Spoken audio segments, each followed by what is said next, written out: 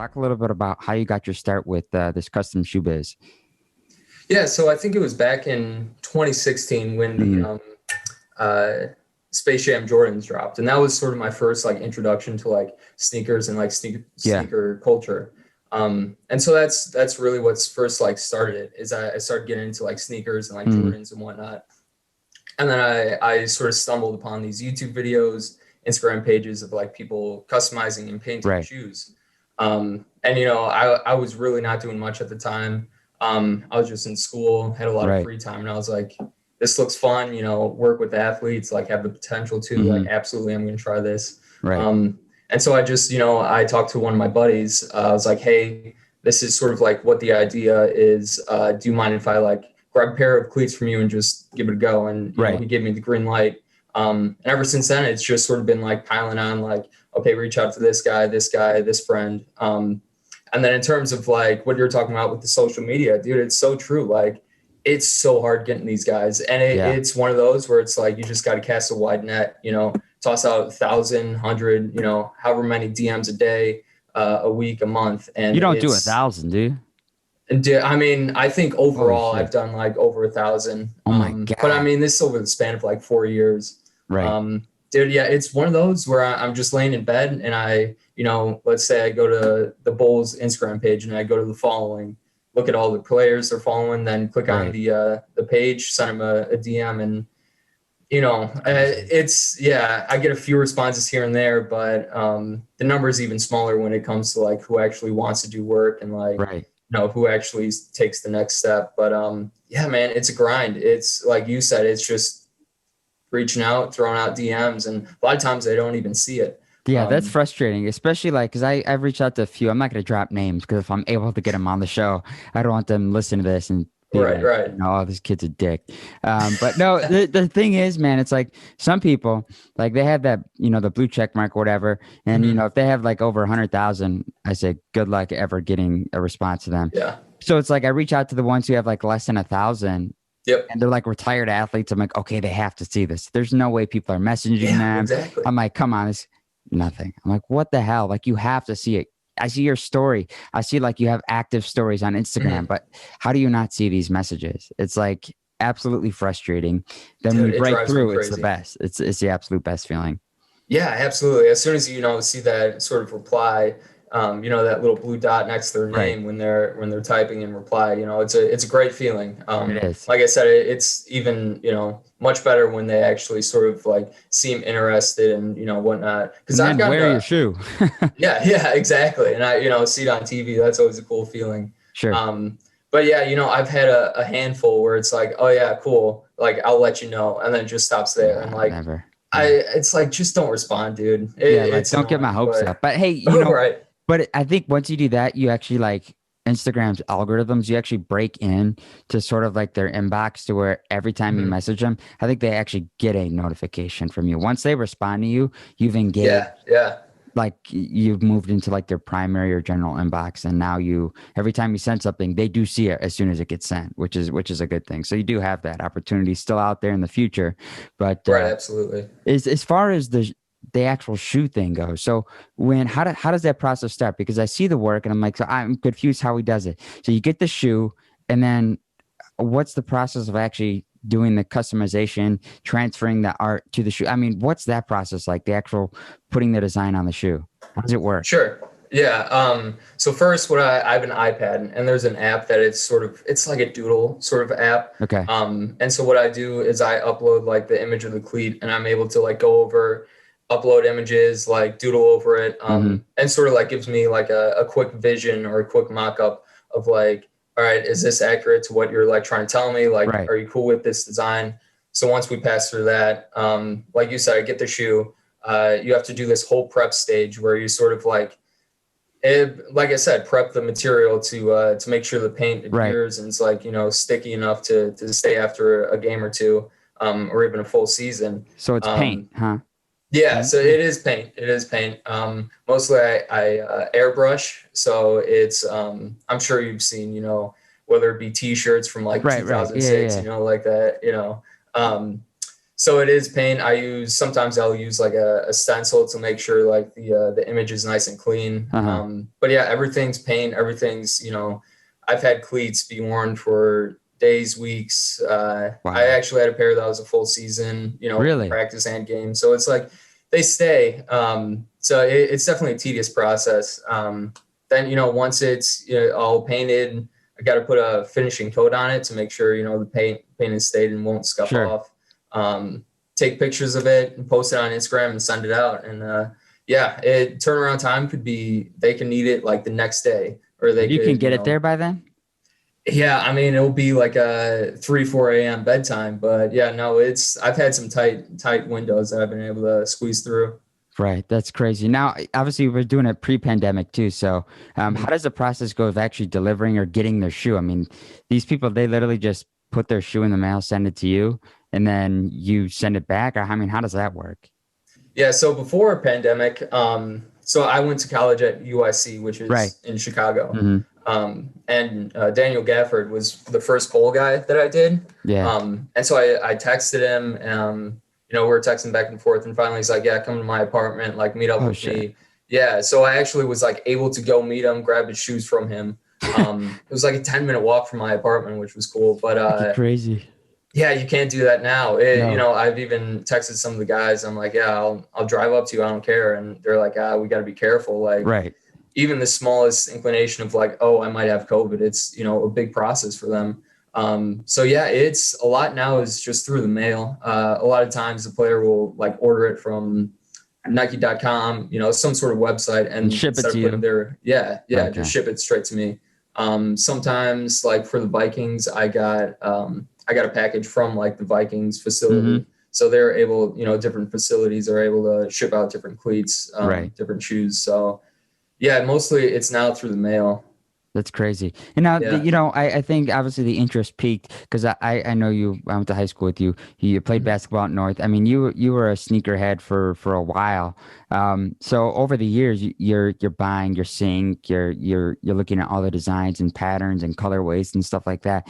Was there a point even during high school during that time where that piqued interest of maybe putting together and designing shoes, or is it something that just hit 4 years ago? Yeah, I mean, there were little steps up to this point, but I remember in high school, I forgot what class it was, but it was, those labs with like all the Yeah, computer, yeah, like you could just do whatever you want on yeah. them. I remember I was looking up LeBron 10, I think it's called like what the MVP or Uh-huh. what the and it's just like this crazy design shoe. And I remember thinking like that was like a really cool shoe. Right. And I wanted to get my hands on a pair of those. But yeah, so I think it was just like little stuff like that. I do remember seeing a custom pair back in, I want to say like junior of high school. And I Those are always thought that was like expensive. really cool. Yeah, very expensive. So I think it was like little droplets like that where I Mhm. like, saw it, but didn't think much of it outside of Right. like, oh, this is awesome. But then, like I said, a couple of years ago, it finally all just like pieced together and I ran with it.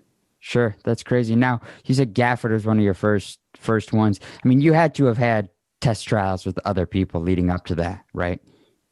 Yeah, I mean, definitely with both with okay, so like, hey, you go to NIU, let me do a pair of cleats for you. Right, right. Both like sort of small scale like that, and also like I said before, where I get responses from players, Hmm. but it sort of stops at that to the point of like, all right, yeah, I'll let you know, and then I Hmm. just never hear from them. So yeah, there's definitely a lot of trial and error. Absolutely. Now, when Gafford does that, I mean, was there at what point did you start to, or are you even doing it now? Are you turning money off this? Are you able to now turn a profit for this, or has this always just been kind of for the exposure? Your shoes on the court. Eventually, maybe you'll build up to a incredibly profitable thing, or have you been getting money from this all along? Yeah, I think there's different levels to it in terms Sure. of like, all right, some of the pro guys like, all right, I could do, this pair at a cheaper cost, Right. or, if you give me a shout out, if you connect me with different players, Yeah. if you give me a signed jersey, like I could, cut the Sometimes price a that little means bit. more than Yeah, than yeah, money, absolutely. especially starting out. It's like, shit, how do I ask for money when they're giving me everything I can ask for by actually Yeah, wearing it absolutely. on national television, millions watching? It's like it's Yeah. kind of hard to figure out. It's like, yeah, I kind of need money. It is Mhm. a job, but at the same time, it's exposure. Yeah, 100%. Because like that's a lot of it for me is like the experience and being like, holy cow, like my shoes are on the court or like, Right. cleats on the field. And it's like crazy seeing. It's an awesome feeling. So I think with like the pro guys, like I could be a little lenient, but then with, everyday people, I could, definitely charge them. But yeah, man, it's definitely a cool feeling like, seeing those guys wear my stuff, and they're always like super supportive of Sure. me. That's awesome. They'll repost my stuff and share it through the locker room. So that always helps. In my Word of mind, like mouth. that Yeah. sort of balances out like the price that I would have gotten if I did charge them. Right. So after Gafford, I see the jerseys behind you for the Vikings. I feel like Hmm. the Vikings, and then you got someone on the Eagles too, I believe. Hmm. I feel like the Vikings have been a huge part of all of it in general. I feel like you take them out of the equation. I don't know if you could say the same, that maybe it'd be a little bit different, a spot for you right now if you remove Vikings from the equation. How instrumental were they and the players on that team to really bolstering and boosting, the brand itself? Hmm. Yeah, absolutely. No, I mean you nailed it. Without the Vikings, like I don't know where I'd be. It all started with Chad Beebe. He Mm, sort of gave me a chance. We got to meet up and talk a little bit, and gave me the cleats, and I got them done for him. He's always been, posting my stuff. He's been telling different people. That's how I got BC Johnson. And at the worst case, like I got a lot of follows from some of these Vikings players, right. just across the league that they're buddies with. So worst case, it's like a connection. Hmm. So they've been huge. I did my cause, my cleats for Chad. That was a pretty cool experience. I definitely like the most like professional work has come through the Vikings. So Right. it's been a blessing. Right. Talk a little bit about how you met him and the My Cause, My Cleats. Mhm. Yeah, so I met Chad. So his father runs a sort of like a speed camp, I guess you could Don, say. right? It's House of, yeah, Yeah. Don Beebe. Hmm. He runs like House of Speed. So me and my brother would always go to that. We've been, back in high school, we did it for 4 or 5 years. Hmm. More so my brother. But he actually did a few workouts with Chad. So like Chad was familiar with our Oh, last wow. name. Yeah, and there was one time like Don Beebe was there. We talked for a little bit. So like the name was recognizable enough where Hmm. Chad was like able to respond. Right. I saw the name, so we met up. It was really just solely because of had that connection through House of Speed. Hmm. And he loved the idea. He loved being a little unique and being able to share a message. Right. So he was all aboard right from the jump. And so we got that done. And then my cause, my cleats. It was he had a family member actually pass away from Mm. mantle cell lymphoma. Oh, wow. So it was one of those where it was like, yeah, this is something I really want to do. I want to sort of spread awareness, and that's sort of the whole point of the my cause, my cleats. So Hmm. it was really cool to do something like that, and spread a positive message. Right. Now, with once everything started to pick up, and then obviously your shoes started to get exposures and all that stuff, um, was there a point where there was a kind of a moment where the traction or the momentum kind of stopped for you? Because I mean, obviously, everyone has moments where they ride this high for a very long time, but you all know it's not gonna. Very rare does it last that forever. There's moments Mhm. where it stops, and then you have to work on getting back to that level of momentum that you were prior. Was there a moment throughout all of this that were doing good, and then boom, everything just stopped for a little bit? And how'd you counter to that stoppage and power through? Yeah, I mean, I think the biggest stoppage was just COVID Right. alone.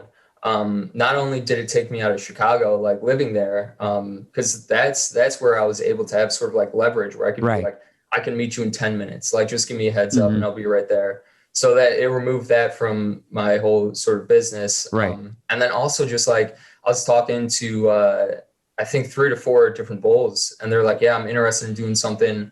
And then as soon as COVID hit, they're like, we can't do anything. Like, Right. is there going to be a season? Are we going to play? Like, let's just wait until next year when things start to pick up. And when that happens, it's sort of, starting at square one. So that Right. COVID really, took a big hit on me, but it was just sort of practicing and, being patient and being persistent with different players and like sort of practicing on different shoes on my iPad, different things, just to keep it going, and practice makes perfect. So any practice I could get, I'm happy with. Right. You said it took you out of Chicago. You're not, where are you now? So I'm back in St. Charles. St. Charles. Gotcha. Yeah. Cool. Yeah. Awesome. So, I mean, with the Bulls, I saw obviously Gafford and stuff like that, but who are the other players aside from the Vikings, if you can list some of them, the Bulls? I think you did shoes for someone on what? Food Network, was it? Yeah. Yeah. So Food Network, that was Jeff Morrow. He's in Chicago. Mm-hmm. I did Miles Boykins on the Ravens. We just did wow. a pair of shoes. K'Von Wallace of the Eagles. John Conchar, who actually went to West Chicago High School. Oh, wow. We played against him. He's on the Grizzlies now. I did a pair for him. Let's see. Tyrese Haliburton, we're doing a pair. We have two pairs cool. coming. I'll probably post like next week or sometime. I don't know when this is dropping, but definitely Thursday. in the near future. Okay. Yeah. They'll be on my Instagram by then. Ted Ginn, I did a pair for. Oh, no fucking way. Really? Yeah. How'd you connect with him? Just Instagram? Just Instagram, man. It's man. just sending a DM and, keeping your fingers crossed and being persistent. I mean, with Gafford, I think I'll have to go back and count, but it must have been 8-9 DMs in a row where like I just sent them. Oh, really? And finally on the 9th, 10th one, he's like, yeah, no, I'll give you an opportunity. Like, let's do this thing. So it's just being, persistent and kind of annoying with them, Yeah, that's my thing too. It's like, I don't want to overstep that boundary too and then be like, okay, you've ruined all possibilities of having that happen. Because as soon as I get a response, it's like, then I back off and then I'm different. Like, no, whenever you're ready, take your time. They're probably like, dude, you've messaged me 15 times. Now you say, take your time. But it's like, once you get that breakthrough, I try my hardest to just not keep pushing and pushing and pushing, because you don't want to ruin that opportunity either. And I've done that with a few people and I fully regret it. I got a little ahead of myself and stuff like that. But I think it's just insane what you're doing with that. And now when you're doing these and they, let's say they do get on TV and stuff like that. And you get that exposure. Do they actually on their Instagrams and stuff like that? Do they promote it, or do you have them give you a hard time when they don't even share your stuff? Because that's the worst thing. It's like the least I can ask anyone who ever comes on any of my podcasts, whether it's my blues one or this one, just like share it to your Instagram story, just something. And then to not get that, has everyone that you've done work for, have they all been pretty responsive and receptive to the fact of promoting the work itself? Yeah, I mean, I've definitely had my fair share of whether it be the player or the team, like not share my stuff. The team, or like not give me the tag. Yeah. The Vikings, I've posted my stuff a few times and they didn't give me the tag, but it's to the point where like, I definitely understand. Kind of Why annoying. Do you think that is? I think it's just like, they don't really care that much, to put it bluntly. Like, I think they're just like, oh, this is cool content. Like, let's just put it out. Who knows though, but I've actually been really lucky with the amount of people or athletes that I've done that sort of like supported me and reposted my stuff. There has been a few where I get either no response or no tag or something. That's when it gets frustrating. But at the end of the day, it's, I could say I worked with these people. Yeah, I think that's pretty valuable just in itself. Now, have you worked on, possibly forming or getting in touch with some of these shoe companies? Obviously, getting something with Nike is, I wouldn't say it's impossible, but I think, I don't know how you go about doing stuff like that. Have you thought about pursuing, brand ambassador sponsorships with companies that make shoes for these athletes to kind of actually start to help you in the sense like, hey, this is what I do for boom, boom, boom, boom. Let's partner. Have you thought about that? And if so, how has that process been going? Yeah, I've thought about it for a little bit, especially early on when it, I guess, wasn't as big as it is now, in terms of just like the customizing world. Right. But Jordan, actually, their brand has like a handful of people, of artists that do stuff for them. it definitely puts them in a little bit of like a creative box. They're not able to sort of do the things that they once were able to You're in terms of limited. like, yeah, very limited, like very limited, to the point where it's like, is this even customizing? So I think, especially recently, in the past 1 to 2 years, I've sort of like, you know what, I'm just going to do my own thing. Like, if this goes nowhere, it goes nowhere, but at least I could do, you know, whatever I want and sort Right. of have like the freedom to work with, you know, Adidas athletes, Nike athletes, Jordan athletes. I sort of like that freedom. And I think, I don't want to pressure myself too much in terms of like trying to get some sort of deal or contract with a big company. So I just like have fun with it and let it go. Right. And so you said that basically you can't even really be creative as far as the Jordan ones goes. What are the limits on something like that? So like say Gafford shoes, that would be a zero shot with Jordan.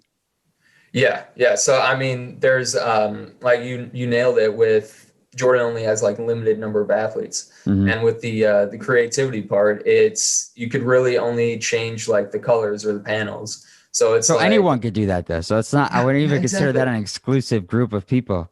exactly. It's a little bit of a letdown to see what they're doing with it because there's so much potential with it. Right. And it seems like they're sort of keeping it in a little box there, but yeah, it's definitely very limited. You know, you'll see like people like Zion or like Oh yeah, yeah. Jason Tatum wear something that's like quote unquote customized for them, and it's like, is it really like it's a letdown. It's a Yeah. letdown. I think it more of it is not so much the design, but the fact of the player's name being tied to the shoe Yeah, in relationship then with Jordan. I mean, the name in itself is what sells the shoe.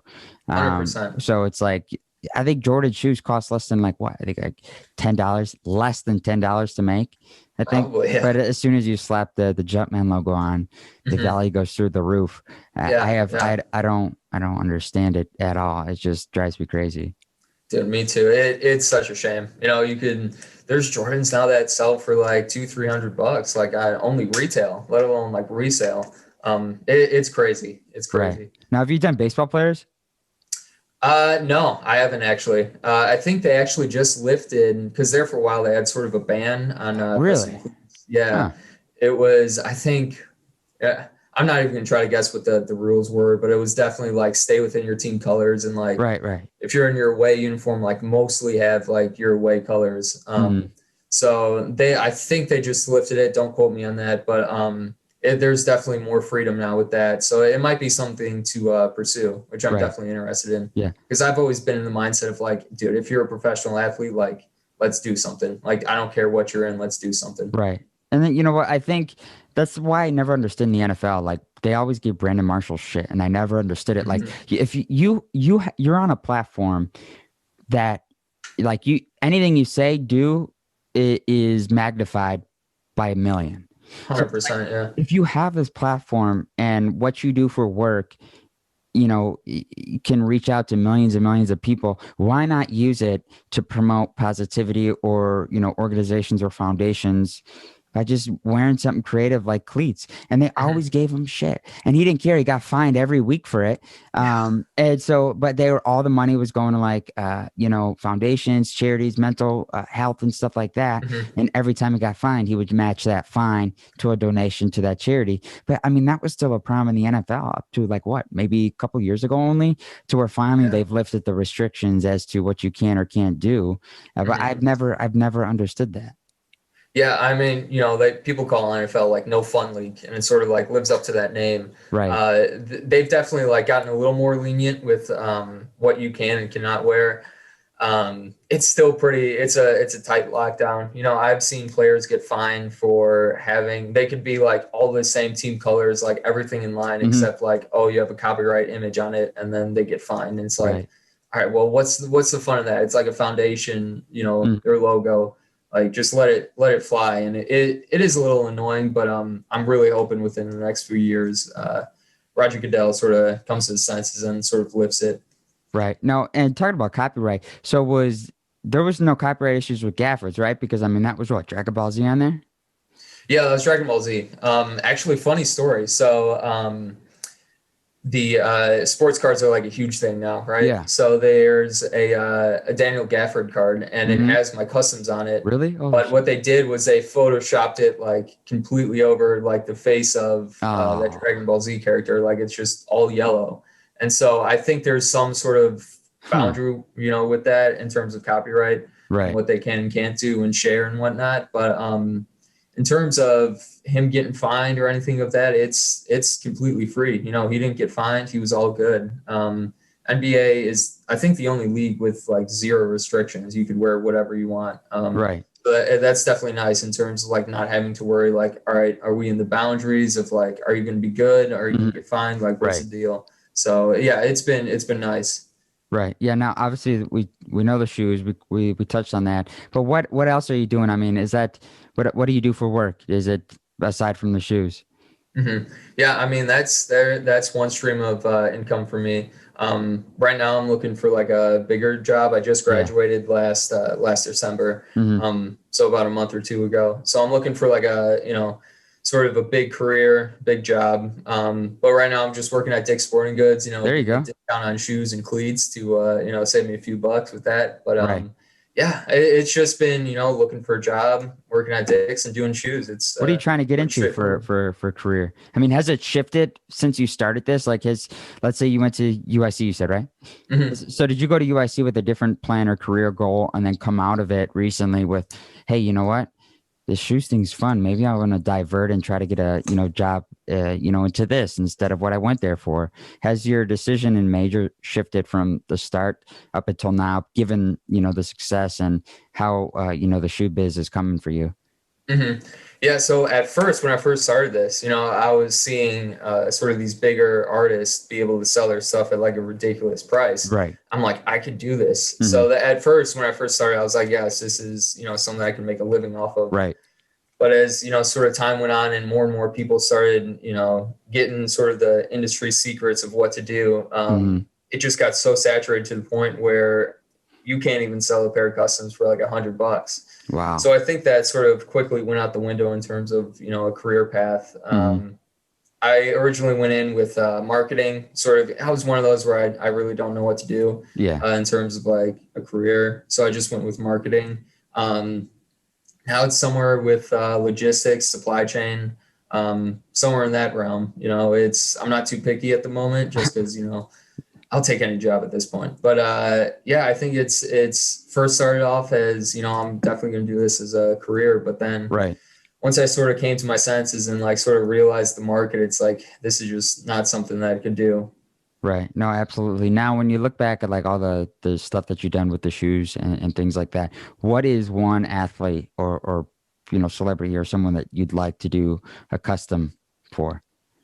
Yeah, like I said before, anybody who's in professional, athletes or NFL, NBA, you name it, like I'm down to work with you. But I think the one player that I'd really like to do is Shea Gilgeous-Alexander on the Thunder. I'd love to Hmm. do him. Why him? He's got cool style. I love, first off, his play style is like something I love to watch. It's exciting and he's a great player, Hmm. but also he's sort of one of those who's like big into fashion, right? So he likes being a little more eccentric than the next person. So Right. I think if we're able to do something, like he definitely want to do something, a little more loud, expressive. And those are always like the most fun to me. Right. So it's just like a cool name on top of like being able to potentially do some sort of cool, fun design. Right. Now, do you have any, this is kind of way far in advance, but do you have Mhm. any, is there any thought or possibility of, like obviously Nike shoe company, Reebok, Adidas, of actually forming, some maybe big thinking here, just a Dawrant custom shoe company? Yeah, I mean, there's been some customizers recently who've done that. They sort of made their own shoe. One being Mosh, who's like the best, sneaker artist there is. But Hmm. he recently made his own shoe, and it's pretty popular. He's got a lot of connections, and a lot of people love him. But it'd be something that'd be a lot of work, but it'd be something that's really cool. I'm definitely not ruling out. I think it's one of those you got to see where it goes first. Right. But yeah, that'd be pretty cool. That'd be pretty cool. Yeah. So before we wrap this up, what is the lineup right now for you, man? Like as far as our, athletes on the list, active athletes wearing the shoes right now. Mhm. What has been the most recent appearance for Dawrant Custom on TV or just on out of the four major sports? Yeah, yeah. Gafford recently wore my pair. I think he's worn them 2 or 3 times this Two or three season. times, yeah. He wore them on opening night and then a couple weeks ago, actually.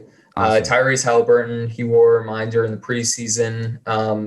He has a few customizers he goes to, so you'll always see him in something new. Right. So I might be able to sneak in there once or twice throughout Mhm. the season. John Conchar, he'll wear his soon. He's on the Grizzlies.